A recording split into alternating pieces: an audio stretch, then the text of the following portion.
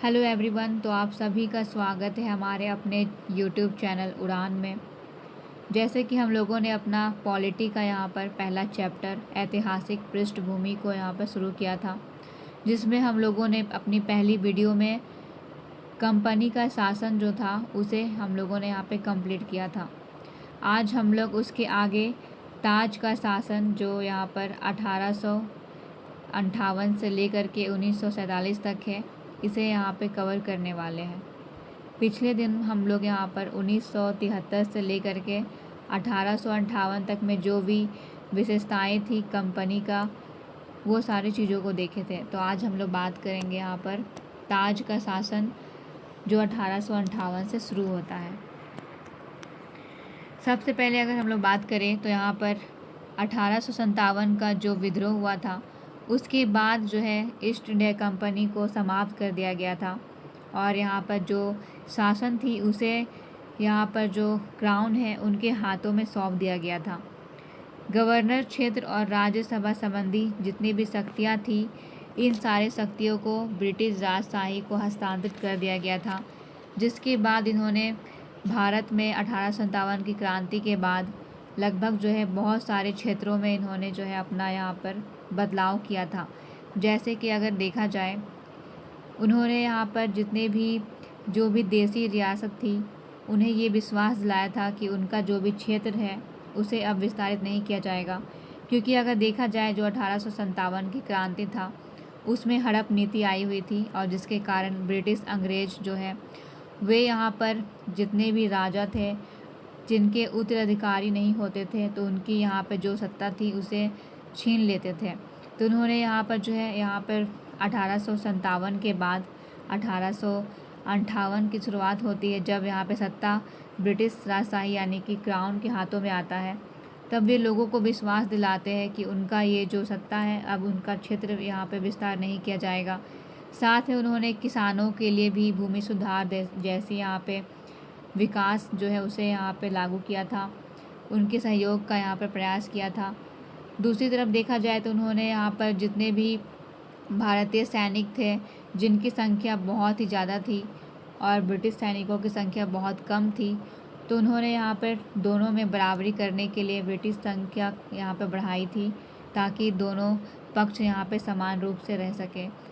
इस तरीके से देखा जाए तो 1857 की क्रांति के बाद बहुत सारे उन्होंने यहाँ पे बदलाव किए थे। इसके बाद ही यहाँ पे 1858 जो है इसकी शुरुआत होती है। इसकी अगर विशेषताओं को देखा जाए तो इसकी सबसे पहली विशेषता ये है कि भारत का जो शासन था वो सीधे महारानी विक्टोरिया के अधीन चला गया था। गवर्नर जनरल का पद का नाम अब इसमें बदल दिया गया और इसमें रखा गया भारत का वायसराय, जिसमें लॉर्ड कैनिंग जो है ये भारत के प्रथम वायसराय के रूप में यहाँ पे नियुक्त होते हैं। इस अधिनियम में यहाँ पर नियंत्रण बोर्ड और जो निदेशक कोर्ट था इसे समाप्त कर दिया गया था, यानी कि भारत में जो द्वैध शासन की व्यवस्था थी इसे समाप्त कर दिया गया था और एक नए पद भारत के राज्य सचिव का सृजन किया गया था, जिसमें भारतीय प्रशासन का यहाँ पे संपूर्ण नियंत्रण यहाँ पे देखा जाए तो उसमें नहीं थी। ये सचिव ब्रिटिश कैबिनेट का सदस्य था और ब्रिटिश संसद के प्रति उत्तरदायी के रूप में था। भारत सचिव की सहायता के लिए 15 सदस्यों का परिषद का गठन किया गया था, जो एक सलाहकार परिषद थी। अध्यक्ष भारत का सचिव को बनाया गया था। इस कानून के तहत भारत सचिव की परिषद का गठन किया गया, जो एक यहाँ पर निगमित निकाय थी और ये भारत और इंग्लैंड के बीच में यहाँ पे मुकदमा का अधिकार जो था उनके अंदर शामिल था। 1861 का यहाँ पर आता है भारत परिषद अधिनियम। 1858 के बाद सीधे आ जाता है 1861, जिसमें जो देखा जाए तो सबसे पहले इसके द्वारा कानून बनाने की जो प्रक्रिया थी उसमें भारतीय प्रतिनिधियों को शामिल करने का यहाँ पे शुरुआत किया गया था। 1862 में लॉर्ड कैनिंग ने 3 भारतीयों को इसमें शामिल किया था, जिसमें से बनारस के राजा, पटियाला के महाराजा सर दिनकर राव, इन्हें विधान परिषद में मनोनीत किया गया था। इस अधिनियम ने मद्रास, बॉम्बे यहाँ पे जो प्रेसिडेंसी थी इसे शक्ति दी और साथ में यहाँ पे विकेंद्रीकरण की जो प्रक्रिया थी उसकी सुधार यहाँ पे शुरुआत की गई थी। बंगाल उत्तर पश्चिम जो यहाँ पे इलाका है सीमा प्रांत, और बंगाल में यहाँ पर जो भी उत्तरी पश्चिमी वाला भाग जो है वो, और पंजाब में कर्मचारी 1862, 1866 और 1800 यहाँ पे जो 97 है, इसमें विधान परिषद का गठन हुआ था। इसने वायसराय को परिषद में कार्य के संचालन के लिए अधिक नियम और आदेश बनाने की शक्ति प्रदान की। लॉर्ड कैनिंग के द्वारा 1800 यहाँ पर देखा जाए तो 59 में पोर्टफोलियो प्रणाली का यहाँ पे मान्यता जो है उसे मिल गया था। इसने वायसराय को आपातकाल में बिना काउंसिल की संस्कृति की अध्यादेश यहाँ पे जारी किए ही यहाँ पर अधिकृत करके 6 माह तक की यहाँ पे निश्चित कर दी गई थी। यानी कि काउंसिल जो है यहाँ पर बिना किसी स्वीकृति के अध्यादेश जारी कर सकती थी। 1892 का भारत परिषद अधिनियम, जिसके माध्यम से केंद्रीय और प्रांतीय विधान परिषद में अतिरिक्त सदस्यों की संख्या बढ़ा दी गई थी, लेकिन बहुमत सरकारी सदस्यों का ही बना रहा था।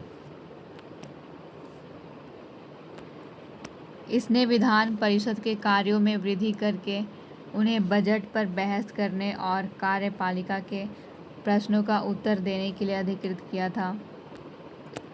इसमें केंद्रीय विधान परिषद और यहाँ पे जो चैम्बर है, चैम्बर ऑफ कॉमर्स में गैर सरकारी जो सदस्य हैं, इनकी नामांकन के लिए वायसराय की शक्ति का प्रावधान किया गया था।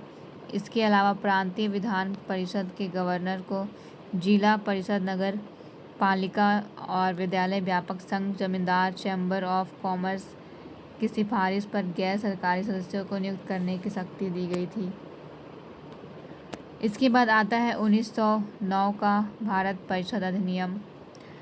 इस अधिनियम को मार्ले मिंटो सुधार के नाम से जाना जाता है। लॉर्ड मार्ले इंग्लैंड के यहाँ पे भारत के राज्य सचिव के रूप में थे। लॉर्ड मिंटो भारत में वायसराय थे। इसने केंद्रीय और प्रांतीय विधान परिषद के आकार में काफ़ी वृद्धि की थी। केंद्रीय परिषद में संख्या को 16 से 60 यहाँ पे कर दिया गया था। प्रांतीय विधान परिषद में इसकी संख्या एक समान नहीं थी। इसने केंद्रीय परिषद में सरकारी बहुमत को बनाए रखा, लेकिन प्रांतीय परिषद में गैर सरकारी सदस्यों का यहाँ पे बहुमत बनाए रखा। इसने दोनों स्तरों पर विधान परिषद के कार्यों का दायरा बढ़ाया। अनुपूरक प्रश्न पूछने और बजट पर यहाँ पर संकल्प को रखने का यहाँ पर जो अधिकार है उसे दे दिया था। इस अधिनियम के अंतर्गत पहली बार किसी भारतीय को वायसराय और गवर्नर की कार्य परिषद के साथ में संगठन बनाने का प्रावधान किया गया था, जिसमें सत्येंद्र प्रसाद सिन्हा वायसराय की कार्यपालिका परिषद के प्रथम भारतीय सदस्य बनते हैं। इस अधिनियम ने पृथक निर्वाचन के आधार पर मुसलमानों के लिए सांप्रदायिक प्रतिनिधि का प्रावधान किया। इसके अंतर्गत मुस्लिम सदस्यों का चुनाव मुस्लिम मतदाता ही कर सकते थे।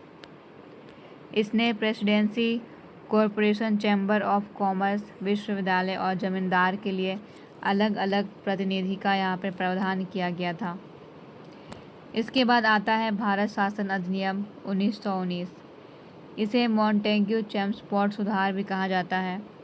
इस अधिनियम में प्रशासन के सभी विषयों को 2 श्रेणियों में यहाँ पे बांटा गया था, जिसमें पहला था केंद्रीय यहाँ पे विषय और दूसरा था प्रांतीय विषय। प्रांतीय विषय को इसने फिर से दोबारा 2 भागों में बांटा था, जिसे हस्तांतरित विषय कहा जाता है और दूसरा है आरक्षित विषय। हस्तांतरित विषय में सार्वजनिक स्वास्थ्य, शिक्षा और साथ में यहाँ पे स्थानीय स्वशासन, कृषि, इन सारे चीज़ों को इसमें शामिल किया गया था। आरक्षित विषय में पुलिस, न्याय प्रशासन, भूमि, राजस्व, वित्तीय, इन सारे यहाँ पे जो भी चीज़ें थी उसे शामिल किया गया था। हस्तांतरित विषय पर गवर्नर का शासन होता था और इस कार्य में वह उन मंत्रियों की सहायता लेता था जो विधान परिषद के प्रति उत्तरदायी होती थी। दूसरी ओर आरक्षित विषय पर गवर्नर कार्यपालिका परिषद की सहायता से शासन करता था जो विधान परिषद के लिए उत्तरदायी नहीं थी। इस अधिनियम ने पहली बार देश में द्विसदनीय व्यवस्था और प्रत्यक्ष निर्वाचन की व्यवस्था प्रारंभ की और इस प्रकार भारतीय विधान परिषद के स्थान पर व्यवस्था यानी कि राज्यसभा और लोकसभा का गठन किया गया था। इसके अनुसार वायसराय की कार्यकारी परिषद के 6 सदस्यों में से 3 सदस्यों का चुनाव यहाँ पर भारतीय लोगों के लिए यहाँ पे हुआ। सांप्रदायिक आधार पर सिखों, भारतीय, ईसाई और यहाँ पे जो भी थे आंग्ल भारतीय, यूरोपीय, इनके लिए पृथक निर्वाचन के सिद्धांत को विस्तारित कर दिया गया था। इस कानून ने संपत्ति कर और अन्य योग्यता के आधार पर सीमित संख्या में लोगों को मतदान का अधिकार दिया। लंदन में भारत के उच्च आयुक्त जो थे इनके कार्यालय का सृजन किया गया। अब तक भारत सचिव द्वारा यहाँ पर किए जाने वाले कुछ कार्यों को जो यहाँ पे उच्चायुक्त होते थे उनमें यहाँ पे हस्तांतरित कर दिया गया था।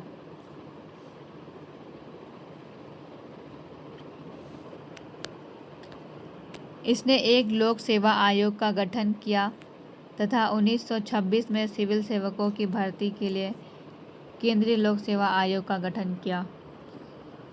इसने पहली बार केंद्रीय बजट को राज्यों के बजट से अलग कर दिया। राज्य विधानसभाओं को अपने बजट पर स्वयं यहाँ पर बनाने का अधिकृत किया गया। इसके अंतर्गत एक वैधानिक आयोग का गठन किया गया जिसका कार्य 10 वर्ष बाद जांच करने के बाद अपनी रिपोर्ट को प्रस्तुत करना होता था। इसने एक चैम्बर ऑफ प्रिंसेस के स्थापना का यहाँ पे प्रस्ताव रखा। चैम्बर का उद्घाटन 1921 में यहाँ पे हुआ था। इसके बाद आता है भारत शासन अधिनियम 1935। इसने अखिल भारतीय संघ की स्थापना की जिसमें राज्य और रियासतों को एक इकाई की तरह यहाँ पे माना जाता था। संघीय सूची, राज्य सूची और समवर्ती सूची के आधार पर शक्तियों का बंटवारा यहाँ पर किया गया था। प्रांत में द्वैध शासन समाप्त करके प्रांत में यहाँ पर जो भी प्रांतीय जो भी शासन होती थी इनका प्रारंभ किया गया। राज्यों को अपने दायरे में रह करके स्वतः तरीके से 3 पृथक क्षेत्र में शासन का अधिकार दिया गया। इसने केंद्र में स्वदेश शासन प्रणाली का आरंभ किया यानी कि प्रांतीय स्तर से हटा करके उसे केंद्रीय स्तर पर हस्तांतरित कर दिया। परिणाम का यहाँ पे देखा जाए संज्ञा विषयों के रूप में तो हस्तांतरित और आरक्षण विषयों पर विभक्त कर दिया गया, उसे अलग अलग कर दिया गया, लेकिन यह प्रावधान कभी लागू नहीं हुआ। इसने 11 राज्यों में से 6 में यहाँ पे द्वैध शासन व्यवस्था प्रारंभ की और इस प्रकार बंगाल, मुंबई, मद्रास, बिहार, संयुक्त प्रांत और असम में द्विसदनीय विधान परिषद और विधानसभा का यहाँ पे विकास किया गया। इसने दलित वर्गों के लिए एक निश्चित संख्या में सामान्य हित आरक्षित की। इसने महिलाओं और श्रम को विशेष प्रतिनिधित्व दिया। इसने भारत शासन अधिनियम 1858 के द्वारा स्थापित भारत परिषद को यहाँ पे समाप्त करके इंग्लैंड में भारत सचिव को सलाहकारों के टीम के रूप में यहाँ पे देखा गया। इसने मत अधिकार का विस्तार किया। लगभग 10% जनसंख्या को मत का अधिकार यहाँ पे दिया गया। इसके अंतर्गत देश की मुद्रा और साख पर नियंत्रण के लिए भारतीय रिजर्व बैंक की स्थापना की गई। इसने न केवल संघ के लोक सेवा आयोग की स्थापना की बल्कि यहाँ पर प्रांतीय सेवा आयोग और 2 या 2 से अधिक राज्यों के लिए संयुक्त सेवा आयोग की स्थापना की। इसके तहत 1937 में संघीय न्यायालय की स्थापना हुई और इसने बर्मा को भारत से अलग कर दिया। इसने उड़ीसा और यहाँ पर 2 प्रांतों को बनाया, उड़ीसा और सिम्बू के। इसने यहाँ पर अल्पसंख्यक के लिए, उनके हितों के लिए यहाँ पे सुरक्षा का उपाय जो है उसका प्रावधान किया। इसने रेलवे के प्रशासन के लिए एक संघीय रेलवे प्राधिकरण की स्थापना का प्रावधान किया। इसने महासंघ और यहाँ पर लेखकों के लिए परीक्षा के लिए यहाँ पे भारत के महालेख परीक्षक की नियुक्ति का प्रावधान किया। इसके बाद आता है भारत स्वतंत्रता अधिनियम 1947। 20 फरवरी 1947 को ब्रिटिश प्रधानमंत्री क्लीमेंट एटली ने घोषणा किया था कि 30 जून 1947 को भारत में ब्रिटिश शासन की यहाँ पे जो व्यवस्था थी ये समाप्त हो जाएगी। सत्ता भारतीय हाथों में यहाँ पे सौंप दिया जाएगा। मुस्लिम लीग ने आंदोलन किया और भारत के विभाजन की बात की थी। 3 जून 1947 को ब्रिटिश सरकार ने फिर से स्पष्ट किया कि 1946 में गठित संविधान सभा द्वारा बनाया गया संविधान उन क्षेत्रों पर लागू नहीं होगा जो इसे स्वीकार नहीं करेंगे। जून 3 जून 1947 को वायसराय लॉर्ड माउंटबेटन ने विभाजन की योजना पेश की, जिसे माउंटबेटन योजना के नाम से जाना गया। इस योजना को कांग्रेस और मुस्लिम लीग ने स्वीकार कर लिया था। भारतीय स्वतंत्रता अधिनियम 1947 बनकर फिर लागू हो गया। अगर इसकी विशेषताओं को देखा जाए तो इसने भारत में ब्रिटिश शासन का यहाँ पे जो राज था उसे समाप्त करके 15 अगस्त 1947 को इस स्वतंत्रता और संप्रभु राष्ट्र की घोषणा कर दिया। इसने भारत का विभाजन करके 2 स्वतंत्र डोमिनियन संप्रभु राष्ट्र भारत और पाकिस्तान का सृजन किया। इसने वायसराय का पद समाप्त कर दिया और उसके स्थान पर दोनों डोमिनियन राज्यों में गवर्नर जनरल का पद का सृजन किया, जिसकी नियुक्ति नए राष्ट्र की कैबिनेट की सिफारिश से यहाँ पे किया जाएगा ब्रिटिश ताज के द्वारा। इसने दोनों डोमिनियन राज्यों में संविधान सभाओं को अपने देश का संविधान बनाने और उनके लिए किसी भी देश के संविधानों को अपनाने की शक्ति दिया। वे किसी भी ब्रिटिश कानून को समाप्त करने के लिए कानून बना सकती थी, यहाँ तक कि उन्हें स्वतंत्रता अधिनियम को भी निरस्त करने का अधिकार है। इसने दोनों डोमिनियन राज्यों की संविधान सभाओं को यहाँ पे शक्ति प्रदान किया कि वह नए संविधान का निर्माण एवं क्रियान्वयन करने के लिए यहाँ पे विधानसभा बना सकती है। इस कानून ने ब्रिटेन में भारत सचिव का पद समाप्त कर दिया और इसकी शक्ति राष्ट्रमंडल मामलों के राज्य सचिव को हस्तांतरित कर दिया गया। 15 अगस्त 1947 से भारतीय रियासतों पर ब्रिटिश संप्रभुता की यहाँ पे समाप्ति की घोषणा कर दी गई। इसने भारतीय रियासतों को स्वतंत्रता दी कि वो चाहे तो भारत के डोमिनियन या फिर पाकिस्तान डोमिनियन के साथ में मिल सकती है, स्वतंत्र रह सकती है। इस अधिनियम में नया संविधान बनाने तक प्रत्येक डोमिनियन में शासन संचालित करने एवं भारत शासन अधिनियम 1935 के तहत प्रांतीय सभा में सरकार चलाने की व्यवस्था की थी। इसने ब्रिटिश शासन को विधायकों पर मत अधिकार और उन्हें स्वीकृति करने के लिए अधिकार से वंचित कर दिया, लेकिन ब्रिटिश शासन के नाम पर गवर्नर जनरल को किसी भी विधायिका को स्वीकार करने का अधिकार प्राप्त था। इसके अंतर्गत भारत के गवर्नर जनरल एवं प्रांत के गवर्नर को राज्य का संवैधानिक प्रमुख नियुक्त किया गया। भारत का सम्राट शब्द समाप्त कर दिया गया। इसने भारत के राज्य सचिव द्वारा सिविल सेवा में यहाँ पे नियुक्तियाँ करने और उनके पदों में आरक्षण करने की प्रणाली समाप्त कर दी। 15 अगस्त 1947 से पूर्व के सिविल सेवक कर्मचारियों को वही सुविधा मिल रही थी जो उन्हें पहले से प्राप्त था। 14 से 15 अगस्त के बीच में मध्य रात्रि को भारत ब्रिटिश शासन से यहाँ पे मुक्त हो गया। भारत के पहले प्रधानमंत्री पंडित जवाहरलाल नेहरू को यहाँ पे चुना गया। 1946 में बनी संविधान सभा को स्वतंत्र भारत के डोमिनियन की संसद के रूप में स्वीकार कर लिया गया। इस तरीके से देखा जाए तो हमारा पहला पॉलिटी का चैप्टर ऐतिहासिक पृष्ठभूमि यहीं पे समाप्त होता है। अब इसके बाद हम अपने दूसरे चैप्टर की ओर बढ़ेंगे, लेकिन अपने नेक्स्ट वीडियो में। सो इसी तरीके से जानकारी को प्राप्त करने के लिए हमारे चैनल को लाइक करें, सब्सक्राइब करें और बेल आइकन को प्रेस करें। Thank you.